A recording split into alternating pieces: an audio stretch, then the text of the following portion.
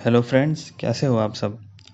दोस्तों, आप सबको कभी ऐसा लगता है कि दुनिया में सबसे ज़्यादा प्रॉब्लम आप ही फेस कर रहे हो, या ऊपर वाले ने सबसे ज़्यादा प्रॉब्लम आपको ही दी है, या जो आप अभी प्रॉब्लम फेस कर रहे हो वो आपकी लाइफ की सबसे बड़ी प्रॉब्लम है। अगर ऐसा है तो ये बुक आपके लिए ही है। The obstacle is the way by Ryan holiday. इसमें लाइफ की प्रॉब्लम को कैसे डील करना है ये बताया गया है।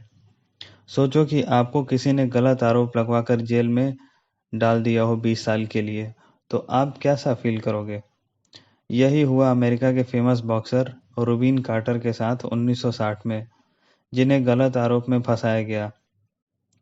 अगर उनकी जगह कोई और होता तो वो तो टूट के बिखर जाता या उसको सदमा ही लग जाता। लेकिन रूबिन कार्टर औरों से अलग थे।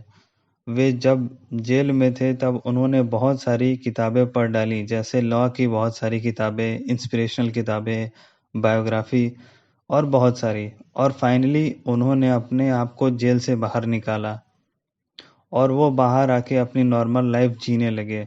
लेकिन वहीं कहीं दूसरे लोग होते तो वो मीडिया में आके बयानबाजी करते या लोगों को अपने साथ जो भी नाइंसाफी हुई उसका रोना रोते। लेकिन रूबिन कार्टर का मानना ये था कि लोगों से कंप्लेन करना या जो भी उनके साथ हुआ वो सबको बताने से कुछ नहीं होगा, इससे खुद को ही तकलीफ होगी। वो ये मानते थे कि किसी के लाइफ में चाहे कितना भी बुरा हो जाए, उसे वो फेस करना चाहिए। और यही फिलॉसफी स्टोइसिज्म कहलाती है। और जो स्टोइसिज्म फॉलो करता है वो दुनिया के हर प्रॉब्लम को दूसरे एंगल से देखता है और पूरी दुनिया को बदलने की ताकत भी रखता है। अगर सिंपली स्टोइसिज्म को समझा जाए तो इसका मतलब ये है कि आपका पूरा कंट्रोल आपके इमोशन पे होना चाहिए। हमारी लाइफ में जितने भी प्रॉब्लम आते हैं उसे हमें फेस करके आगे बढ़ना चाहिए, ना कि डरना चाहिए। क्योंकि किसी बड़े फिलोसफर ने कहा है कि अगर हमारी लाइफ में प्रॉब्लम नहीं आएंगी तो हमारा ग्रोथ वहीं पे रुक जाएगा और हम कभी सक्सेसफुल नहीं बन पाएंगे। सो अपने प्रॉब्लम्स को अपॉर्चुनिटी की तरह देखो, नए नए आइडियाज सोचो कि हम हर प्रॉब्लम को अपॉर्चुनिटी में कैसे बदल सकते हैं। इस बुक को 3 पार्ट में बांटा गया है: perception, action, will. First part है परसेप्शन। देखो, हमारे साथ जो भी बुरा होता है उसे हमें एक पॉजिटिव वे में देखना चाहिए। मैं जानता हूँ कि ये बिल्कुल भी आसान नहीं है, लेकिन आप इस एंगल से भी तो देखो कि हमारे साथ इससे भी बुरा हो सकता था। एग्जाम्पल, अगर आपके साथ कोई एक्सीडेंट होता है और आप उसमें अपना पैर खो देते हो, तो ये भी तो सोच के देखो कि उस एक्सीडेंट में आपकी जान बच गई। अगर हमारी किसी रीज़न से जॉब चली जाती है तो बहुत सारी प्रॉब्लम्स तो आती ही हैं, लेकिन आप ये भी तो सोच के देखो कि बैंक में आपके कुछ सेविंग्स हैं, या अभी आपकी हेल्थ अच्छी है, आप दूसरी जगह जॉब के लिए ट्राई कर सकते हो, कहीं अप्लाई कर सकते हो और हो सकता है ये जॉब पुरानी जॉब से अच्छी हो। मैं अभी रिसेंट का एग्जांपल देके समझाता हूँ। कोरोना वायरस की वजह से हम लोग बहुत दिनों तक लॉकडाउन में हमें अपने घरों में ही बंद रहना पड़ा।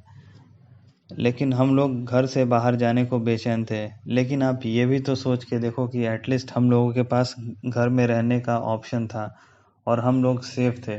लेकिन बहुत सारे लोगों के पास तो घर ही नहीं है, वो फुटपाथ पे सोते हैं। मैं सिर्फ यही कहना चाहता हूँ कि चीज़ों को हमेशा पॉजिटिव वे में लेना चाहिए। लेकिन स्टोइसिज्म का मतलब ये नहीं है कि हमें किसी बात पे दुख नहीं होगा।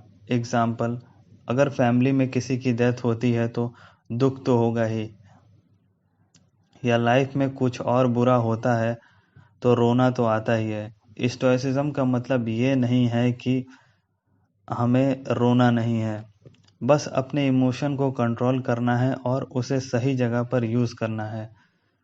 हम जब भी किसी प्रॉब्लम से बाहर आते हैं तो हमें डबल एनर्जी के साथ काम करना चाहिए और पहले से बेहतर बनना चाहिए।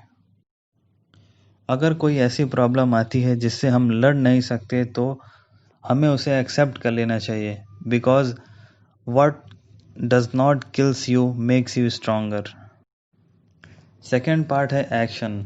आपके लाइफ में जितने भी ऑब्स्टेकल आएंगे उससे आपको खुद ही लड़ना पड़ेगा, क्योंकि कोई और आपको बचाने के लिए नहीं आएगा। इसके लिए आपको हर बैड सिचुएशन को गुड सिचुएशन में कन्वर्ट करना आना चाहिए।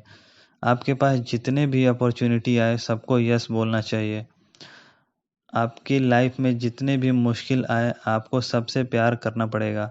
ऑथर ने ही कहा है, stop looking for angels, start looking for angles.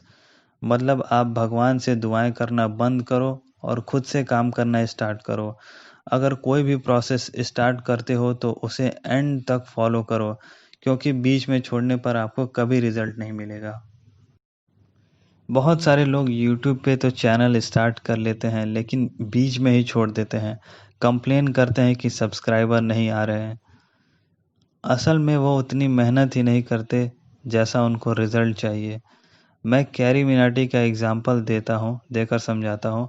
उसने 100 वीडियो से ज़्यादा वीडियोस अपलोड की थी, लेकिन उसके 3000 से ज़्यादा सब्सक्राइबर नहीं थे। लेकिन उसने कंप्लेन नहीं किया, वो वीडियोस बनाता गया और आज के टाइम में उसके 20 मिलियन से भी ज़्यादा सब्सक्राइबर हैं और उसकी एज सिर्फ 20 साल ही है।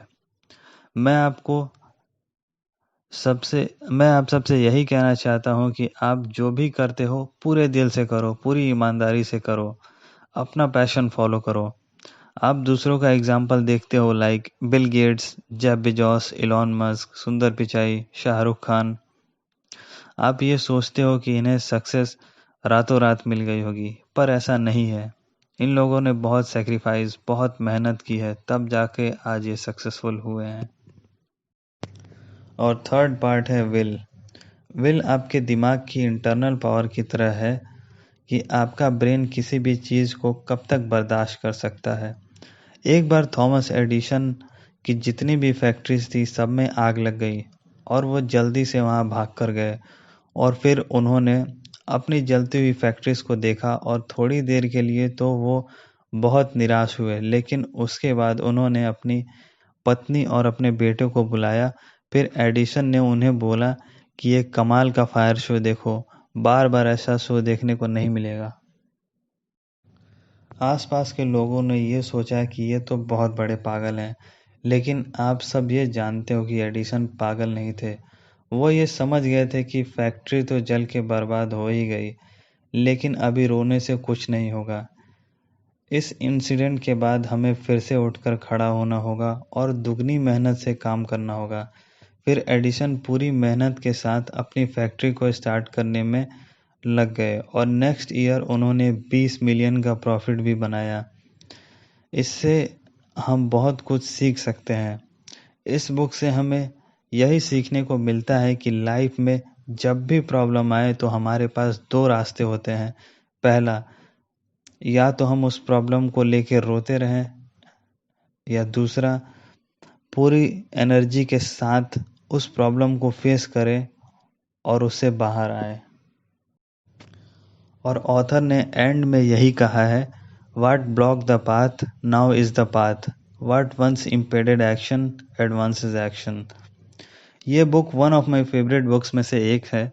अगर आपको इस वीडियो से कुछ सीखने को मिला हो तो प्लीज़ इस वीडियो को लाइक करो, इससे हमारा मोटिवेशन बढ़ता है। शेयर करो अपने फ्रेंड्स के साथ और मेरे चैनल को सब्सक्राइब कर लो। और हाँ, थैंक्स फॉर वॉचिंग।